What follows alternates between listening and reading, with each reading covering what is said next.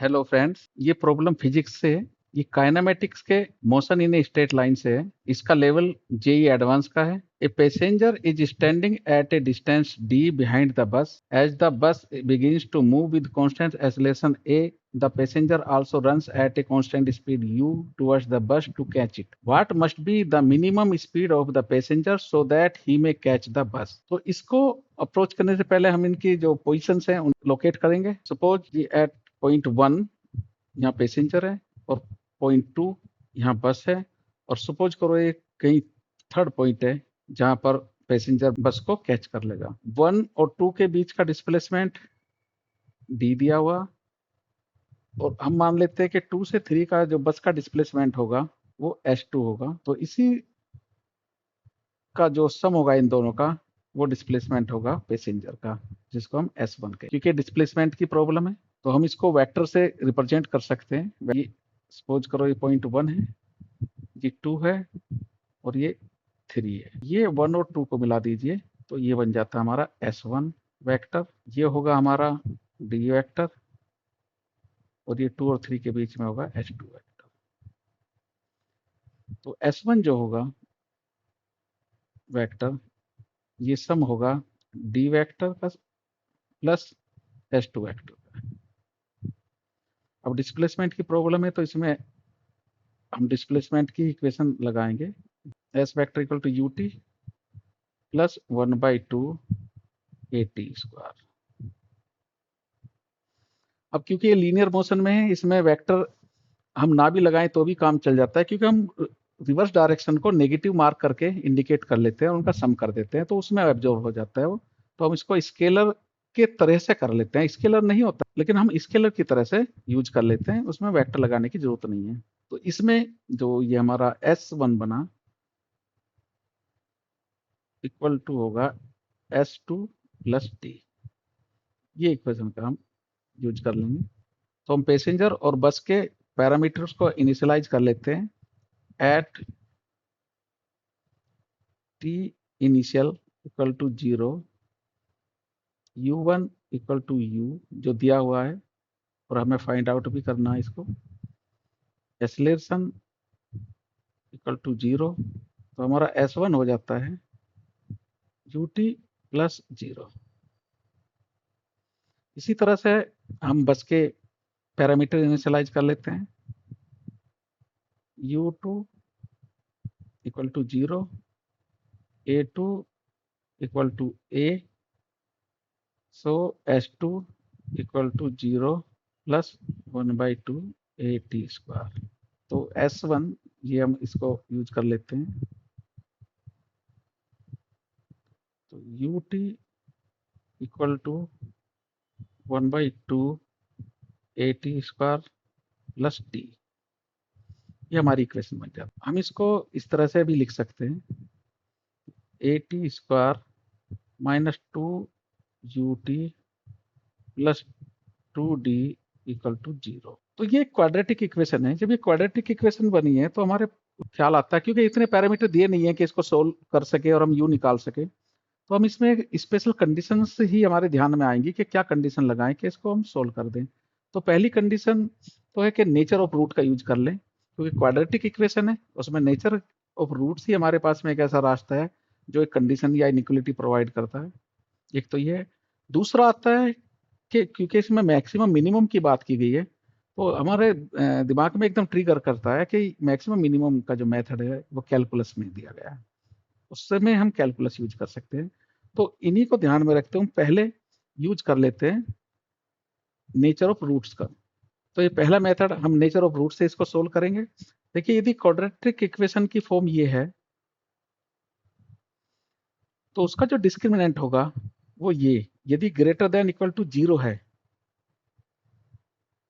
तो वो real roots होंगे उसके। तो इसका जो डिस्क्रिमिनेंट हुआ इस इक्वेशन का वो होगा -2u का whole square -4a dot 2d greater than equal to 0। u square हमारे पास आ जाएगा greater than equal to 2ad, जिसको हम कुछ इस तरह से लिख सकते हैं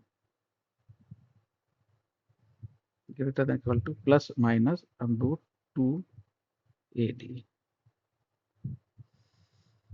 अब देखिए हमें दो वैल्यू मिल रही हैं इसकी, एक प्लस की एक माइनस की, जिसमें u greater than equal to 2AD and u less than minus under 2AD। अब क्योंकि u पॉजिटिव है तो हम इसी वैल्यू को लेंगे, इसको नेग्लेक्ट कर देंगे। सो हमें जो u मिला, जो greater than equal to under 2AD मिला, क्योंकि u पॉजिटिव है। अब क्योंकि ये greater than equal to under 2AD होना चाहिए u की वैल्यू, तो u यदि इससे ज्यादा होगी या इसके इक्वल होगी तभी बस को पकड़ सकता है, नहीं तो बस पैसेंजर नहीं पकड़ सकता, क्योंकि बस में एक्सेलरेशन है। तो पैसेंजर की जो मिनिमम स्पीड होगी वो होगी इसके बराबर, तभी वो बस को पकड़ पाएगा।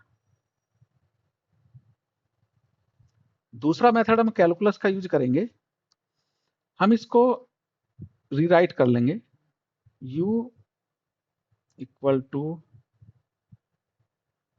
80/2 प्लस d/t। ये हमारा फंक्शन को इंडिकेट कर रहा है जो t के रेस्पेक्ट में है। तो हमें इस बात का यहाँ पे फायदा उठाएंगे कि यदि हम इसका प्लॉट करते हैं, ग्राफ फंक्शन का, किसी भी फंक्शन का प्लॉट करते हैं, तो उसकी जो मिनिमम और मैक्सिमम वैल्यू है फंक्शन की, वो वहां पर एग्जिस्ट करती है जहां पे उसका स्लोप 0 होता है।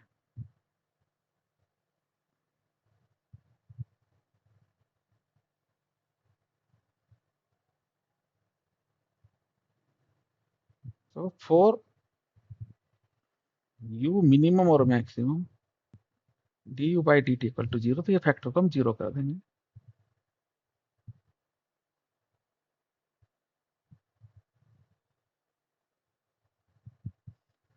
हमें इससे t की वैल्यू मिल जाएगी, तो t² इक्वल टू हो जाएगा हमारा 2d/a। तो हम t को इस तरह से लिख सकते हैं, प्लस माइनस अंडर 2d/a। अब क्योंकि t पॉजिटिव है तो हम इसमें जो ये नेगेटिव वैल्यू आई है उसको नेग्लेक्ट कर देंगे और t की पॉजिटिव वैल्यू ही कंसीडर करेंगे।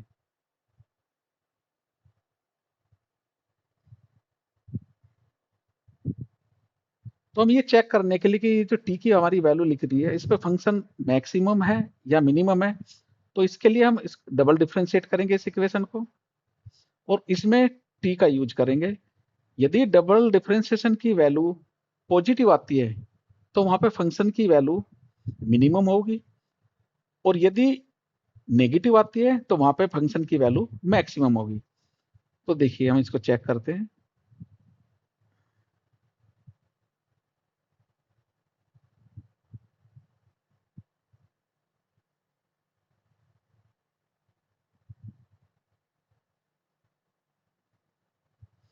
अब देखिए, क्योंकि यहाँ पे ऑलरेडी टी पॉजिटिव है तो ये इसका मतलब ये पॉजिटिव होगा, क्योंकि डी तो ऑलरेडी पॉजिटिव है ही।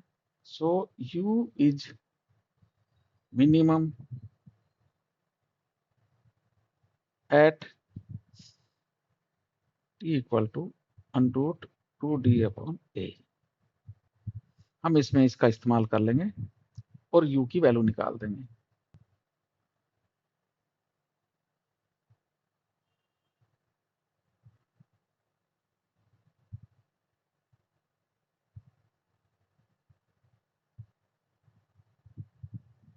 अब क्योंकि टी डी के डिवीजन में, तो हम इसको फैक्टर को उल्टा करके लिख सकते हैं, और जो हमारी जो फाइनल वैल्यू u की आ जाती है, u इक्वल टू 2AD आ जाती है। देखिए ये सेम वैल्यू है जो इसमें हमें मिली है। अब मेथड हम कोई सा भी यूज करें, नेचर ऑफ रूट्स का करें या कैलकुलस का करें, हमें दोनों का आना बहुत ज़रूरी है, क्योंकि एडवांस के लिए हमारा जो नज़रिया है बहुत वाइड होना चाहिए। इस क्वेश्चन से रिलेटेड प्रॉब्लम्स डिस्क्रिप्शन में दिए हैं, प्रैक्टिस के लिए आप उनका यूज कर सकते हैं। Thank you very much.